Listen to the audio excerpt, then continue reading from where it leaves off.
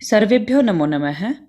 आज हम आपके जो पेपर है वो बहुत ही नज़दीक आते जा रहे हैं, तो उस विषय में हम पुनरावृत्ति अब शुरू कर रहे हैं, मतलब रिवीजन शुरू कर रहे हैं।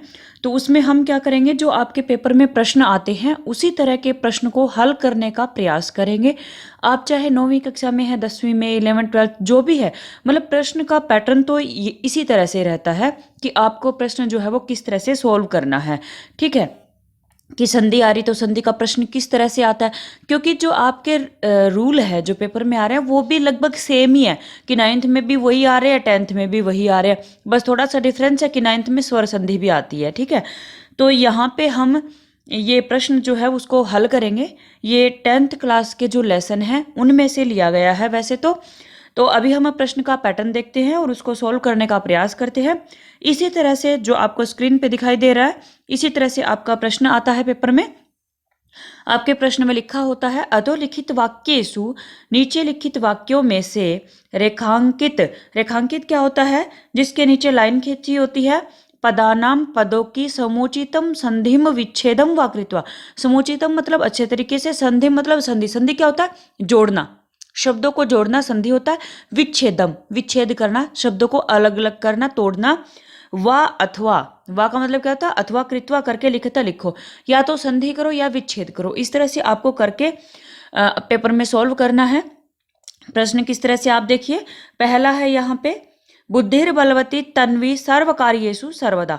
अब यहाँ पे देखिए रेखांकित लिखा था, तो हमने रेखांकित की जगह पे यहाँ पे एक अलग कलर के बॉक्स में डाल दिया है बुद्धिर बलवती को। ठीक है, तो जो आपको अलग कलर का बॉक्स दिख रहा है पेपर में, आपको क्या मिलेगा? इस तरह से अंडरलाइन किया हुआ मिलेगा, या गहरा काला थोड़ा मोटा अक्षर मिलता है। उसकी जगह पे आपको संधि, समास, प्रश्न निर्माण ये सब करना होता है, क्योंकि आपको सीधा शब्द नहीं दिया होता है, इसी तरह से वाक्य दिया होता है, और वाक्य में से एक शब्द, वाक्य में से एक शब्द का आपको संधि या समास इस तरह से करना होता है। और बेटा ये रिवीजन है, इसलिए मैंने यहाँ पे ऑप्शन नहीं दिया है। ऑप्शन वाले जो प्रश्न होंगे उनका रिवीजन मैं अलग से कराऊंगी।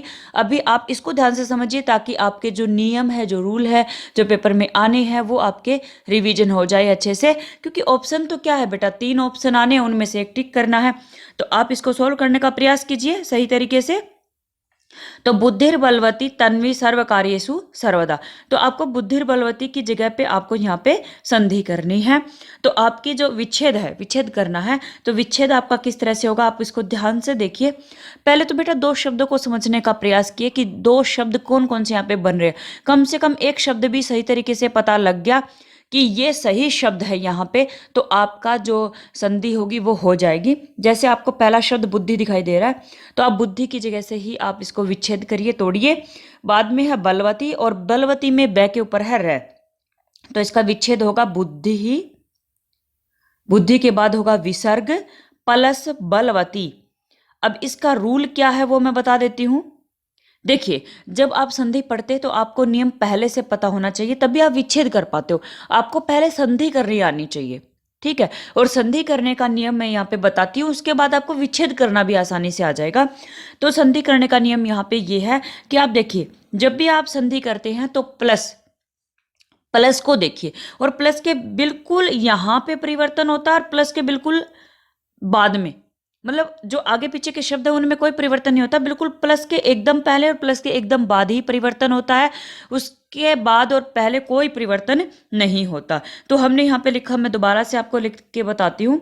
हमने लिखा यहाँ पे बुद्धि प्लस बलवती। अब यहाँ पे रूल क्या लगता है, अब विच्छेद भी उसी रूल से होगा, तो इसलिए मैं आपको पहले संधि का रूल बता रही हूं कि देखिए, प्लस के एकदम पहले क्या है? विसर्ग है।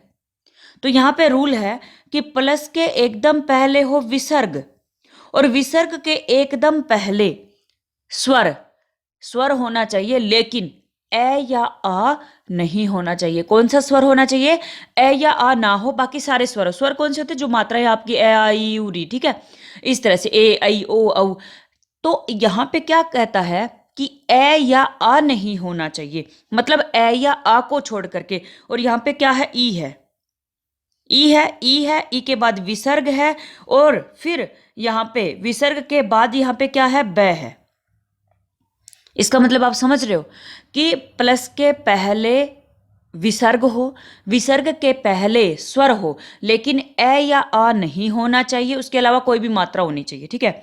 और प्लस के बाद कोई भी व्यंजन अगर आपका रहता है या कोई भी स्वर अगर आपका रहता है तो मतलब यहाँ पे स्वर व्यंजन कोई भी हो सकता है, ठीक है। तो इस विसर्ग को आप क्या करेंगे, इस विसर्ग को करेंगे रै, और रै भी कैसा होगा, रै होगा आधा, आधा रै आप करेंगे इसको। तो हम इसको समझने का प्रयास करते हैं। और जब आप आधा रै करेंगे तो किस तरह से करेंगे, एक बार मैं फिर से आपको बताती हूँ अच्छे तरीके से, ताकि आपको कोई डाउट ना रहे। हमने किया क्या, बुद्धि ही, बुद्धि ही, रूल मैंने आपको बता दिया है, आप कॉपी में नोट कर लीजिए। वैसे मैंने संधि की बिल्कुल सिलेबस के अनुसार, बिल्कुल अलग से, विसर्ग संधि की अलग से, व्यंजन संधि की अलग से, सिलेबस के अनुसार वीडियो बनाई हुई है। वैसे मैंने संधि के पूरे नियम की भी बनाई है, लेकिन आपके सिलेबस के अनुसार भी मैंने अलग से वीडियो बनाई है 9th 10th की। तो आपको क्या करना है, बुद्धि प्लस बलवती, ये आपको समझ में आ रहा होगा। मैंने नियम बता दिया आपको, प्लस के पहले विसर्ग है, उसके पहले ई है, और यहाँ पे प्लस के बाद है बै, इसलिए विसर्ग को रै हुआ। तो जब आप विसर्ग को रै करते हैं तो वो रै होता है आपका आधा, ठीक है। और जो आधा रै होगा वो क्या होगा, देखिए विसर्ग की जगह पे रै हो गया तो विसर्ग को खत्म कर दिया। अब आधा रै है, बुद्धि के बाद बन गया आपका आधा रै, ठीक है। और आधा रै कभी भी नीचे नहीं होता, ऊपर चला जाता है, इसलिए बलवती का जो बै है ना, बुद्धि के एकदम बाद बना ना विसर्ग को रै, तो बलवती का जो बै है उसके ऊपर रै चला गया, ठीक है। इस तरह से ये नियम आपका यहाँ पे लगता है।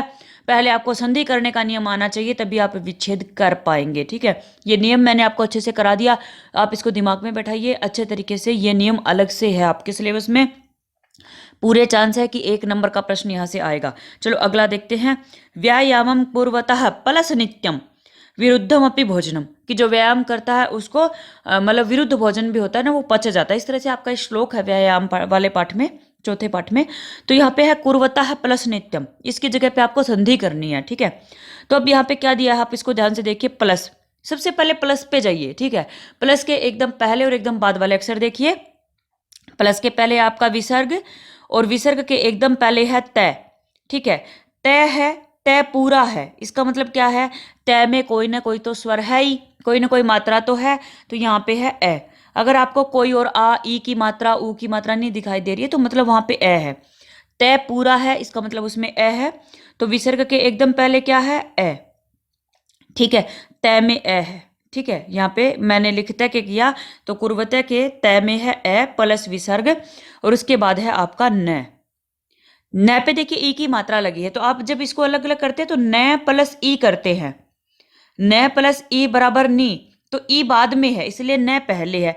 अब यहाँ पे क्या रूल है, विसर्ग के एकदम पहले कोई स्वर, और विसर्ग के क्या बाद क्या होगा, कोई भी व्यंजन है, ठीक है। विसर्ग के बाद क्या है, व्यंजन है, तो विसर्ग को हो जाएगा ओ। समझ में आ रहा है कि विसर्ग के एकदम पहले ए हो और विसर्ग के बाद कोई व्यंजन हो तो विसर्ग को ओ हो जाता है। तो यहाँ पे क्या रूल लग गया, क्या बनेगा, यहाँ पे जो विसर्ग है ना, विसर्ग को बना दो ओ, ओ बनाएंगे तो आपका शब्द क्या बन जाएगा, कुर्वतो। विसर्ग को ओ बनेगा कुर्वतो, और नित्यम को यूं का यूं लिखना है, यहाँ पे ऊपर लिख रही हूं मैं, आप कॉपी में नोट करना, कुर्वतो नित्यम। इस तरह से आप प्रश्न को हल करेंगे।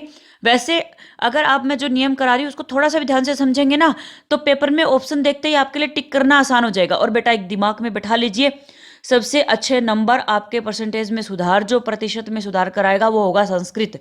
एकमात्र संस्कृत जो सब्जेक्ट है वो आपके नंबर अच्छे बना सकता है। चलो आगे बढ़ते हैं। अगला प्रश्न है आपका, यदि न स्यात् प्लस नरपति ही सम्यक नेता ततः प्रजा, ठीक है। तो यहाँ पे आपको कहता है कि राजा अगर अच्छा नेता ना हो तो फिर प्रजा का तो कहना ही क्या, ये इसका मीनिंग है। मीनिंग को छोड़िए, शब्द देखिए, स्यात् प्लस नरपति की जगह पे आपको संधि करनी है। तो आप सबसे पहले प्लस पे जाइए, प्लस के पहले लिखा है तय, आधा तय है, ठीक है। आधा तय है, इसका मतलब क्या हुआ कि इसमें कोई ए आई कुछ है ही नहीं, ठीक है। और प्लस के एकदम बाद है न। तो बेटा एक बात को ध्यान से रखिए कि यहाँ पे कोई भी पहला वर्ण, पहला वर्ण मतलब आपके एक वर्ग होते हैं ना, कै वर्ग, च वर्ग, ट वर्ग, त वर्ग, उनका पहला वर्ण, जैसे कै वर्ग का कै, च वर्ग का च, ट वर्ग का ट, त वर्ग का त, वो हो। और प्लस के बाद क्या हो, पांचवा वर्ण हो, क्या हो, पांचवा वर्ण। पांचवा वर्ण मतलब जैसे क वर्ग का पांचवा क्या है, क ख ग घ ङ। च वर्ग का च छ ज झ ञ। अगर वो होता है तो यहाँ पे जो वर्ण होगा ना प्लस के पहले, उसको भी उसी वर्ग का पांचवा हो जाएगा। समझ रहे हो मैं क्या कह रही हूं? यहाँ पे है तय प्लस न। अब तय वर्ग का पहला वर्ण तय यहाँ पे आया है तय, और तय के बाद क्या आया है न। ठीक है, तो अब क्या करेंगे, न आया, न भी उसी वर्ग का पांचवा है, तय थ द ध न। तय वर्ग में ही आता है न, तो आप क्या करेंगे, तय को भी पांचवा बना देंगे, मतलब तय को भी न बना दो और न होगा आधा। एक बात तो ये याद रखो। और एक है ना ये बेटा एक नॉर्मल सा नियम है, पेपर में जरूर आएगा, बहुत महत्वपूर्ण है ये, बहुत इंपॉर्टेंट है। 1 नंबर आपको पेपर में देके जाएगा, दिमाग में बैठा लो कि जब भी तय के बाद न आए तो तय को न बना दो, और तय आधा है इसलिए न भी आधा बनेगा। मतलब इसको दिमाग में वैसे भी बैठा लो, अगर पूरा नियम याद नहीं हो रहा तो बस इतना ही बैठा लो कि तय के बाद न हो तो तय को भी न बना दो। तो शब्द क्या बनेगा, इस तय को बनाओ न, और न होगा आधा, तो आपका शब्द क्या बनेगा, मैं यहां पे लिख देती हूं। स्या तो यूं का यूं है, स्या के बाद तय को बनाना है न होगा आधा, उसके बाद नरपति ही को यूं का यूं जोड़ दो, तो आपका शब्द बन जाएगा शान नरपति ही। ठीक है, वैसे ऑप्शन देखते समझ में आ जाएगा अगर वीडियो को ध्यान से देखते हो। चलो आगे बढ़ते हैं। सर्वथा सम्यक उक्तम सिंह महोदयन, कि सिंह महोदय ने बहुत ही अच्छे तरीके से कहा है। एक वो पक्षियों वाला पाठ है, पशुओं वाला पाठ है, जानवरों वाला, उसमें है ये। तो यहाँ पे शब्द है सम्यक उक्तम। ठीक है, आपको इसका विच्छेद करना है। अब विच्छेद क्या बनेगा, मैं यहाँ पे विच्छेद करके ही लिख देती हूँ, क्योंकि अगर आपको नियम पता है तो आप कर पाएंगे, नहीं तो आपको पहले संधि करनी आनी चाहिए।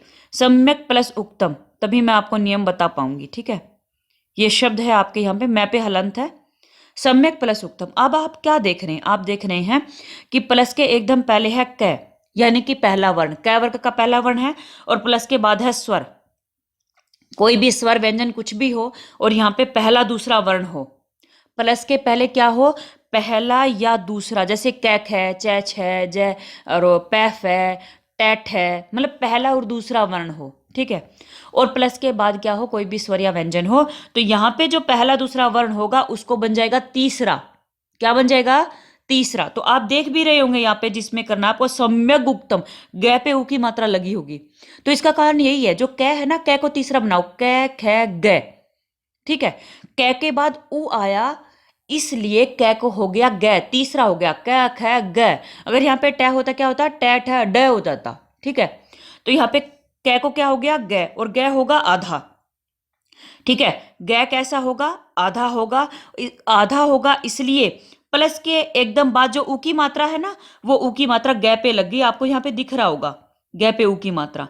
ठीक है, उ की मात्रा लग गई, और बाद में कतम को यूं का यूं जोड़ दिया, आधा कै तय और मैं को बाद में जोड़ दिया, और इस प्रकार से आपका संधि हो गई। ठीक है, अगर बेटा इसमें कोई किसी तरह की प्रॉब्लम हो रही है, समझने में दिक्कत हो रही है, तो कमेंट करके जरूर बताना कि मैडम हमें इस तरह की प्रॉब्लम हो रही है, और आप हमें इस तरह से समझाइए ताकि अच्छे से समझ में आ जाए। आप अपने सुझाव जरूर देना। ठीक है, और इस तरह से आज हमने ये प्रश्न हल करने का प्रयास किया। अगर आपको हमारी वीडियो पसंद आए तो लाइक शेयर और सब्सक्राइब कीजिए। इसी तरह की मैं कई सारी वीडियो बनाने वाली हूँ, संधि के, समास के, प्रश्न निर्माण के, कि प्रश्न को हल कैसे करना है।